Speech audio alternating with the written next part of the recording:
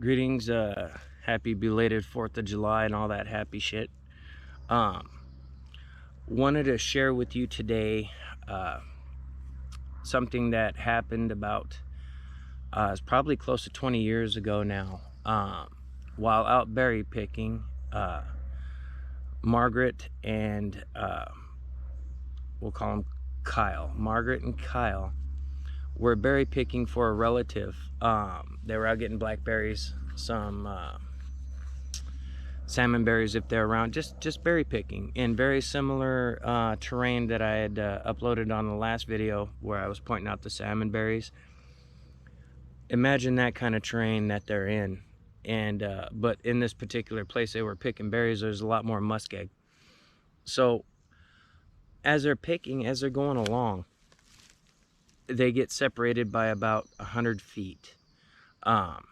Margaret was more anxious to get the salmon berries first, and she was trying to get a couple quarts of them, which it doesn't sound like much, but when you're picking something this big and trying to fill up a bucket, you know, it takes time. So she's methodically going along and through, and she hears a grunt. She assumes it's her husband. Now, with the assumption of it being the husband, she continues doing what she's doing. There's no immediate sense of dread.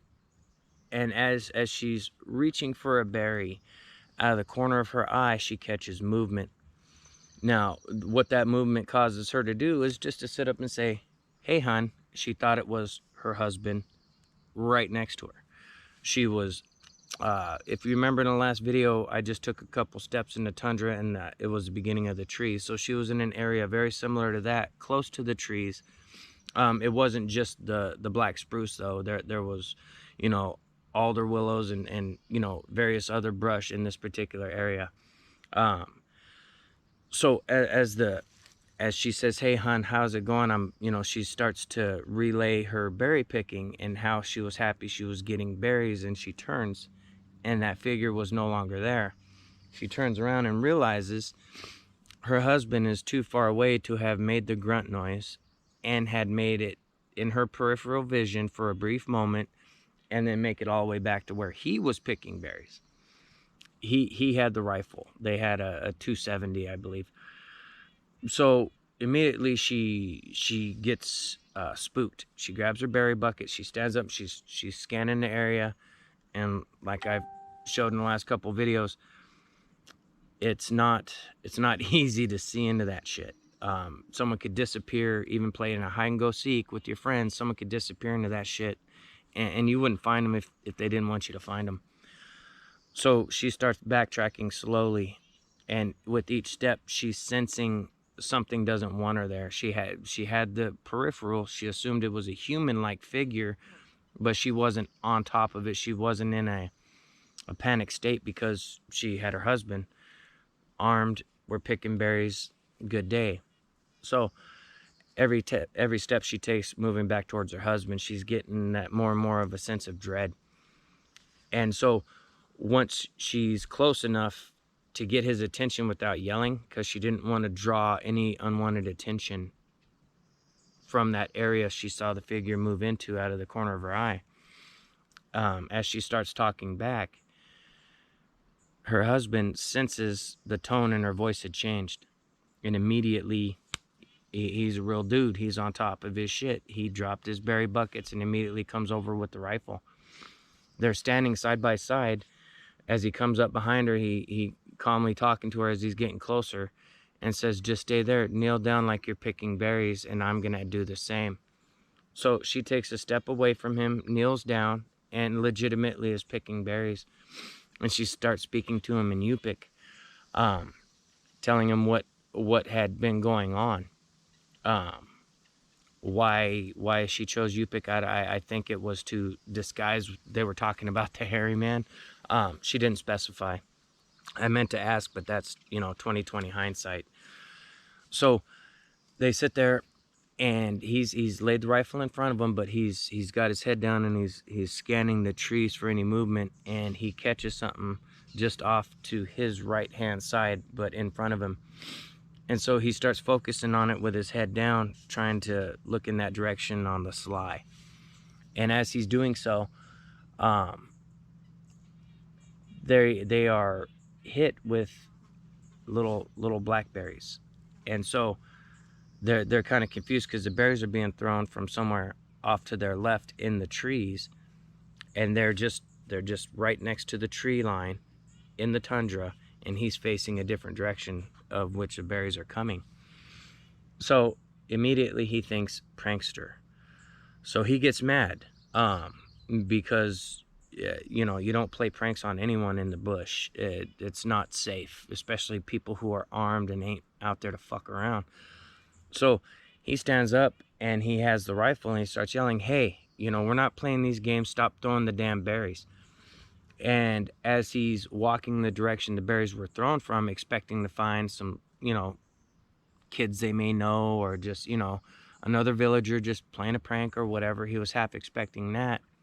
And as he's walking in that direction, he hears his wife scream, turns around and sees her. She's lurched back away from her berry picking bucket, and this thing has walked out into another patch of black spruce about 30 feet away. But the way they explain it is, as soon as he turned his back to go in the direction of the berries being thrown, she immediately sees this thing come out of the trees because her husband's not looking with the gun, and goes over to another stand of trees about 30 feet away roughly. And it crossed this span in like 4 steps, according to her. She said it looked very big, and she had no size reference, but she said it was almost as tall as the black spruce trees that were in the area, and that would make it anywhere between 10 and 12 feet tall. So she screams, lurches back away from where she was picking, and is pointing in the trees just as the husband turns and sees the dark figure going to the trees. Immediately berry picking is over. So they gather the bucket, though. They ain't leaving without those fucking berries. They were gonna fight for them. But anyway, so as they're backing away, he's keeping the mindset on something threw berries from over here. So they're backing out. Jeez, get the chills because I was just in that environment feeling that creepy feeling. Anyway, so I mean, I got the hair on my arm standing up. Let me make sure it's not because of something standing behind me. So he's keeping in mind something was throwing berries from right over here. And as they're backing up, he's keeping an eye on his wife, an eye over her shoulder into the stand of trees, and he's also keeping mindful about off to his left-hand side. They get to a certain point, he notices movement in kind of broken up in between the trees, because like I tried to show you, you're only going to catch small bits and pieces of something going through brush like that, right? So immediately he, you know, moves his wife to the side and puts a bead with the rifle, just not pointing at it, but in that direction at a ready. At this point, they both said they were overwhelmingly caught the sense that they can't be there. And so they back out. As they're backing out, they notice one of the trees where she saw the one walk into, and he caught a glimpse of it shaking in the center of this group of trees. Now, as I demonstrated with that video how dense it is, he said that when it was shaking, it was almost like it was taking the tree, moving it to the side to look at them, moving it back to look at them from the other side, and he could see its face every time it did that. Every time it moved it, he was making eye contact with this thing. There was a noises, cooing kind of noise. Some of it sounded like someone trying to speak Yupik, but different. She couldn't pinpoint it, and she, as they're hearing the sound, she starts yelling out, you know, phrases in Yupik. Who is it? You know, I'm so and so. Who are you? We're from wherever. Who are you? She kept asking, who are you, in Yupik. And as they were backing out, you know, the husband said, just stop. We're not, you know, nothing's responding. We gotta go. Just as they got to a point where he felt she could get behind him and they could turn, instead of walking backwards, turn and, you know, get out of there. Just as they were about to do that, they heard in a Yupik-like language something being said back to them. But it wasn't Yupik. It was similar. But she's fluent in Yupik, but she couldn't place what was being said back, but it was Yupik-like. So it kind of makes you wonder, was there a universal language at one point where all the tribes spoke? Because like the Eklutna Indians here, just down the road towards Anchorage, their dialect of language is they could communicate with the Sioux Indians. So there's something universal we have lost in the past, that I find intriguing, because that could be a key to really bringing this past a tipping point. I've been going out into the field to share people's experiences on site, because me explaining them, I could paint a pretty good picture, right? But there's something to being in an exact location of someone's stuff that happened. With James and Deborah's experience, when I was in that area and I was circling around, there was an overwhelming sense of being watched, and it wasn't squatch bait. He was circling out in the canoe, so I knew it, and with how dense it was, he wouldn't have seen me. I wouldn't have saw him. Gosh, it's really hard to explain. So while I was walking in that circle, I was half expecting to draw something out. I was half hoping to. I would rather shoot something with the camera versus a firearm. I wasn't there to necessarily shoot anything, but being there in that location, little less than a handful of hours later, I was still jacked up on adrenaline from that. So we went from the filming location for James and Deborah over to, it was like close to 12 miles away, where I filmed that next portion with the tundra and the trees on yesterday's upload, I believe it was. So it affected me so much that many hours had passed, that many miles had passed, and my adrenaline was still pumping. So, you know, when you get out in the woods and you're doing things, berry picking, whatever it may be, there's something to be said about someone's feelings, as far as it's almost universal. Feelings of dread, feelings of gotta go, unwelcomed, things of this nature. Not one of these people have spoke to me about mind speak or portals or anything like that. I haven't witnessed myself. I have no dog in that fight, I guess. Just some things to think about. Why is the fear being struck like that on such a primal level? Why? See, this berry picking encounter, there's a lot of them that are very similar. Maybe I'll do a playlist of berry picking chronicles or something, but a lot of them happen just like that, where they're with a group of people, 2 or more, sometimes 2, sometimes up to 7 different people, and there will be movement. Attention is got one way or another, whether it's silent by peripheral, throwing something like rocks, berries, sticks, twigs. It makes you wonder why they would invite you to see them with throwing stuff to get your attention, or being in a peripheral. What's their driving force to get your attention, to draw your attention?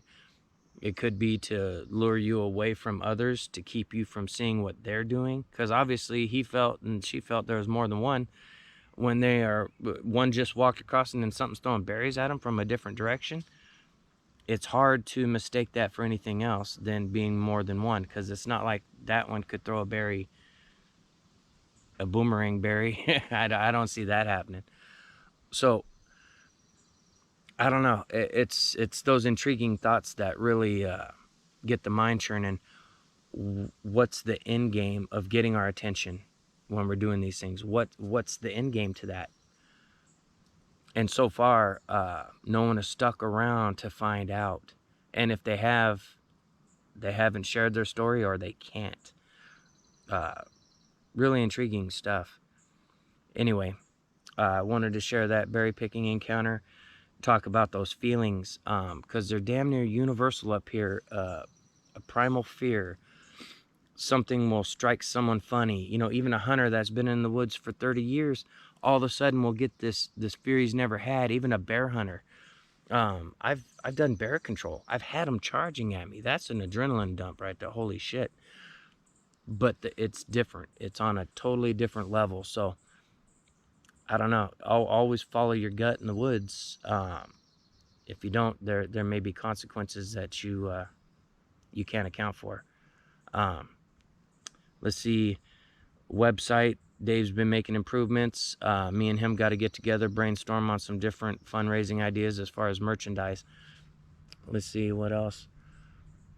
I'll have to do a thank you video here in the near future. Thank you to all the new subscribers saying, hey, thanks for joining us. What else was there? I think I'm going into the Talkeetna Mountains next. Probably by the end of this week, I'll be up there in the Talkeetna Mountains. What part of them, I'm not sure yet. I'm still waiting to hear back from someone who has some things going on recently. During this season, I'm going to try to get to places with current, like within the last couple weeks kind of type thing, if I can. Like James and Deborah's was from the year before, last year. Eklutna Lake, that was just a couple weeks ago that happened to those people. And, you know, they're new. Across the lake from where they were camping, there's actually a whole bunch of different trails, and that place is used often. So, I don't know. There's so many variables. It just, anyway, I digress. So, the next few, I'm hoping to more on-site, and also interviews with First Nations, different perspectives. I was going to use the interviews I've already done with some of my relatives and other Alaska Natives as part of the documentary. I may share a couple leading up to the documentary just to kind of change things up a little bit.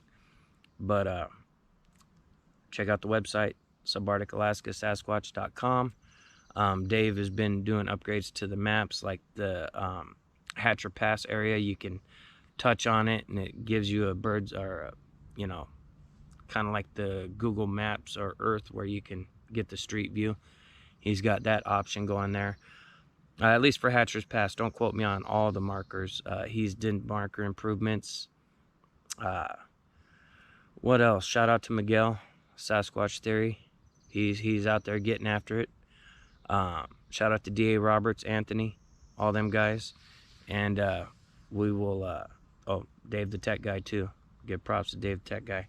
And we'll catch you guys here soon on the next one.